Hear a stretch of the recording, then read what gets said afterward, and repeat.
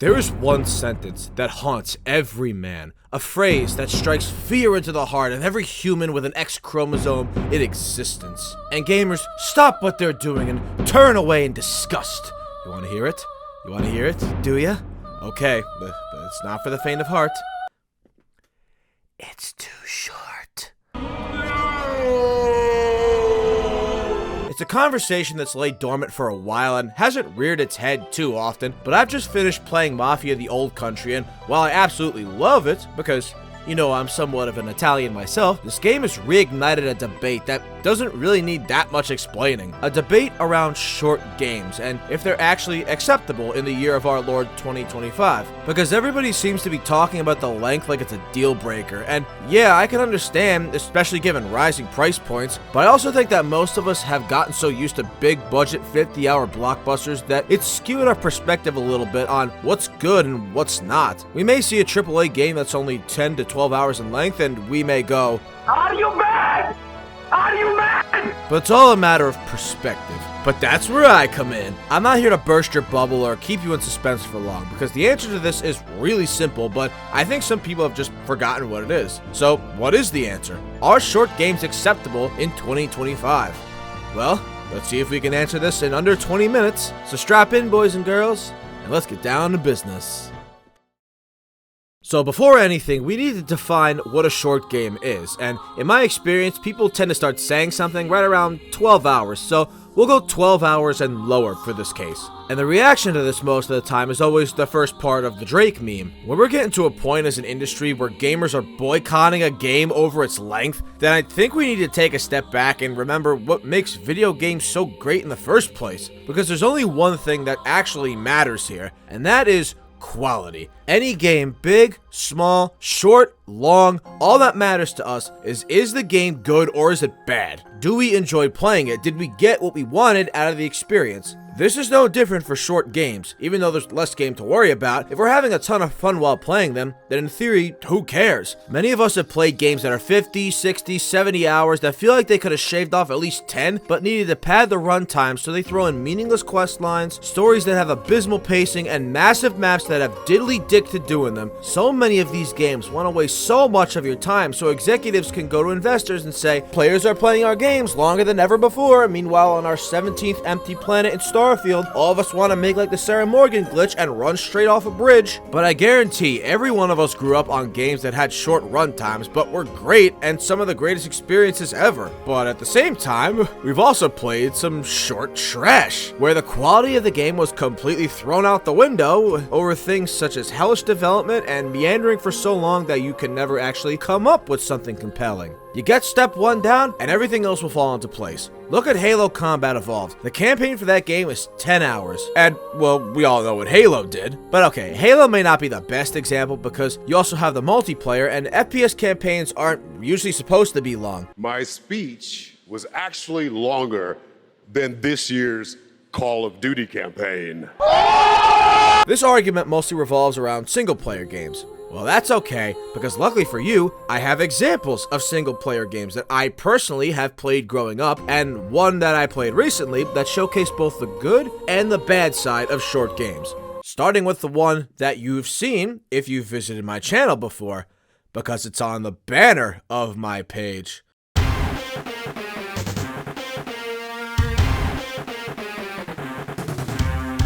Mega Man Zero. Man, the affinity I have for this series is something like you don't even know. I will simp for Zero any day of the week. I remember vividly playing the collection on my Nintendo DS, sneaking it into school to play at recess, and whenever we would go to look at a college for my brother and sister, because I couldn't stay at home since I was too little and my parents didn't want to get a babysitter, I'd be sitting there playing this and the ZX games that also bang harder than your parents when they first conceived you. These games molded me throughout my childhood, and for good reason. I maintain to this day that Mega Man Zero is one of the best side-scroller platformers of all time. The controls feel so fluid, the dash, the wall jump, combined with the multiple weapons and the great characters and storytelling. You want to see how to establish a power dynamic between the bad guys and the good? Watch the intro to the first game. Everything about it is just perfect. You want to know what my playtime was for Mega Man Zero? 2 hours. What? Yeah, that's it. I even did a double take when I first saw that. I was like, whoa, I knew it was short, but not that short. These games have an average hour count of 3. And on the ZX Legacy Collection, I have over 260 hours in it. Because it doesn't matter that they're short. Matter of fact, Zero shows that a shorter game can be more replayable because it's an action-packed game that's not a commitment. So if you're bored one day, you can just bang it out in an hour or two and still feel satisfied. Which is clearly what I've been doing. Capcom, you're reintroducing your old franchises? Make a sequel to Mega Man ZX Advent, you cowards! But okay, those games are early 2000s. Gaming has changed so much since then, and here we go, let's go a little more recent. Star Wars The Force Unleashed. Okay, maybe not that recent. A game that can be beaten in about 8 hours, and it is the most badass Star Wars game of all time. And if you don't believe me, then you clearly never have pulled a Star Destroyer out of the sky, Jesus Christ! thrown Shak Ti by her Togruta headtail, I don't even know what you call that, or launched a Jawa into literal orbit. An 8-hour game was able to give us the most overpowered character in the history of Star Wars in Starkiller, with a great story that, before it was cut, told the story of the origins of the Rebel Alliance. Are the controls a little clunky now? Yes, but all that gets forgotten once you make a Rancor your bitch. The game that put Sam Witwer into the mainstream, because it turns out, this guy's way too good at his job. Kenobi. Kenobi! The Force Unleashed shows that even though a linear game may be short, if you pace it properly and fill it with enough addicting gameplay and don't fill it with content that's just there to pad the runtime, you could walk away even more satisfied than longer games released today. And I don't think that there's a better indicator than this. Unlike its sequel... No. Wait. Okay, so we've talked about the 2 good games, now we gotta address the bad. While short games can tell the little amount of things they have really well, they can also be an indicator that something horrible happened behind the scenes. And that is exactly what happened with The Force Unleashed 2, a sequel to an 8-hour game that was only 5 hours long. And honestly, I feel like that's pushing it. And it's a shame because the gameplay of 2 is better than 1. It flows much better, it's more impactful. Hell, we got dismemberment. I saw this as a kid and was like, oh my god! But everything else is bad. Level design that's simple and tedious, a story that's turbo rushed, tutorials that tell you exactly how to beat an enemy rather than you figuring it out for yourself, and so many goddamn QTEs. Not just fight-ending QTEs like in the first game, but mid-fight prompts as well. Just look at the Gorog fight. You're close. Just push the chains back in. Also in the game, when it comes to levels, where the first game had 10 levels in 7 worlds, the sequel had 5 levels in 3 worlds. Kamino, Cato Namoidia, and the Salvation. No, Dagobah is not a level, it's a short walking section. How are we going backwards? Where short games become unacceptable is when it's shorter than its already short predecessor and regresses in most areas to the point where it feels unfinished. And it turns out with The Force Unleashed 2, that's exactly what happened, because the game was in development for only 9 months? What are you doing? Making a mistake. Making a mistake. But you know when I made a mistake? When I played Hellblade 2.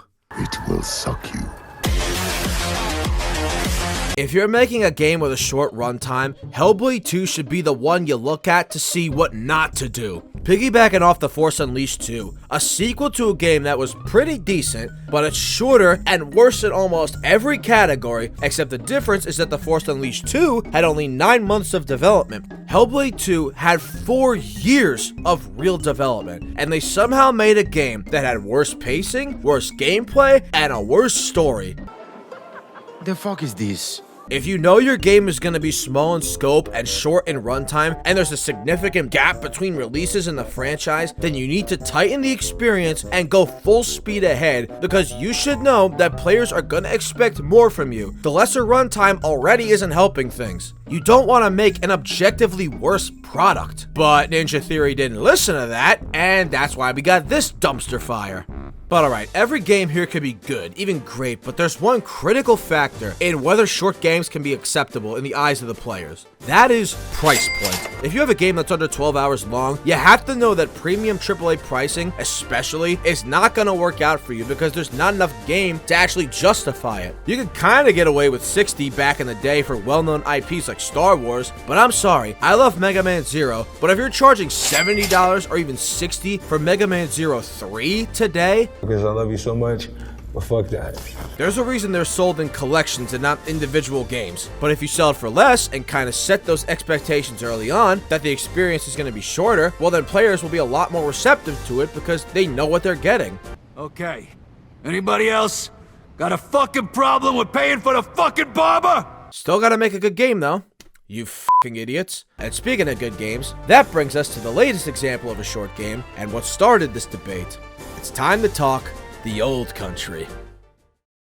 So if we take what we've been discussing and apply it to Mafia the Old Country, what do we get? Well, it's $50, I beat it in about 12 hours, so that part checks out. But is the game actually good and was it worth my time? Yes. Now look, I may have a certain bias because I'm Italian and mob movies just get me going, so I'm already going to be invested, but that's just the hook. I still need something to sink my teeth into. If it's bad, then I'm not going to like it. Just look at Mafia 3, which is the only time in this video I'm going to mention that game. Thank you for understanding. But while the Mafia games have never been revolutionary or even great with gameplay, they always had some incredible storytelling and amazing writing. Can I leave gas in that thing? There's a Polak joke there, but I'll leave it alone. Oh yeah, that reminds me. Fuck you. Well, this one don't like manual labor. What the fuck? Mafia the Old Country is no different. The gameplay is a lot of walking, taking cover and shooting, getting into fighting game style knife fights, or driving and riding to your location. And that's when you're not watching a cutscene. It's way more cutscene than gameplay, and normally for me, that'd be an instant write-off. I mean, I made a whole video back when I first started saying just this. But you know what? If there's ever been any series that has made me look like a hypocrite, it's Mafia, because, you know, Italian. Even though the shooting is basic, in Mafia the Old Country, I think it's the best it's ever felt in the series. Now, admittedly, that's not a high bar, but the boom that comes with these early 1900s guns just feels incredible. You've always been a Grim Reaper in the context of these games, a one-man army, and when the shooting feels this good, it just makes the experience that much better. And instead of having a city street to drive down with the GPS that shows you exactly which street to turn down, in the countryside of Sicily, you have dirt roads with no tracking, and you have your objective in the distance, and how you get there is up to you to figure out. Again, nothing revolutionary, but compared to the other games, I felt like this was more fun and actually engaging, especially when you have other characters in the car that you can talk to, which gives you more chance to listen to this game's incredible dialogue. Wine, give me wine, give me wine, give me wine. Wine, don't beauties. Beauties, okay. Wine, give me vino, andiamo, more vino and all the lovely boobies. I like boobies, Becamachi, my fucking ears. But the most unique thing this game introduces is the knife fights, a brawler mode where you have to whittle your opponent's health bar down. You got your parry button, dodge, you can break their guard, and if you're not careful, you can get stun locked. Overall, I like the knife fights. I think they actually did a pretty good job with them. But probably the biggest improvement I could say about the Old Country, stealth actually feels good. That's impossible! Now, if you've played Assassin's Creed or Metal Gear Solid recently, it's not going to do much for you, but stealth in Mafia games have never been good. In fact, it's kinda shit. But in the Old Country, stealth feels so much better to do, to the point where there were sections I actually wanted to sneak through instead of just immediately start blasting. The snap to cover feels good, you can move bodies, there's cover kills, depending on what type of knife you have, you could use it for different takedowns. When you look at the gap between Mafia the Definitive Edition to now, it feels like a complete and total upgrade, and that's something I gotta give props to Hangar 13 for. But the gameplay of Mafia the Old Country is back to basics, a linear story-driven game that doesn't try to do too much or introduce an open world because, well, we know how well that worked out last time we tried it. So I have no problem with you doing what you know you're good at, and on this front, they did a good job. But of course, it is a story-driven game, just like all Mafia games, and I think it's safe to say that with the Old Country, they cooked. Sometimes the client is feeling less than cooperative and we need to, Teach them a lesson. remind them of their obligations. No matter what anyone says about this game, everybody agrees that the story for this game is incredible. The performances, the writing, the dialogue, the cutscene direction, everything about this is cinema. It truly is one of the best I've seen all year. Enzo as a character is easy to root for, going from an orphan mining slave, a Caruso, to a soldier in the Sicilian Mafia. You want to see this guy succeed, but it's even more complicated when you realize that in order for him to make it, he's got to do Mafia things, which aren't exactly going to guarantee you a spot in heaven anytime soon. You want to point that at someone? Point it at me! The hero. Pay what you owe and nobody gets hurt. All right. There's money in the back room. And as the story goes on, he starts to realize it. And Riccardo Frascari's performance sells every part of it. This man deserves a nomination for best performance at the end of the year. That's how good he is. And as he goes through the game and his relationship with Isabella blossoms, things get way more complicated because, well, she also happens to be the Don's daughter. Fuck. So, yeah, good luck sorting that one out. This man also happens to be the scariest Don in the entire Mafia series. This man is not Don Salieri. Don Teresi's got a raspy, almost Don Corleone voice to him, an imposing demeanor, and says very little. But every time he talks, you better listen. It's like that old adage, bad characters talk a lot, good characters talk enough. And Don Teresi says enough. Until the debt is paid, he belongs to us.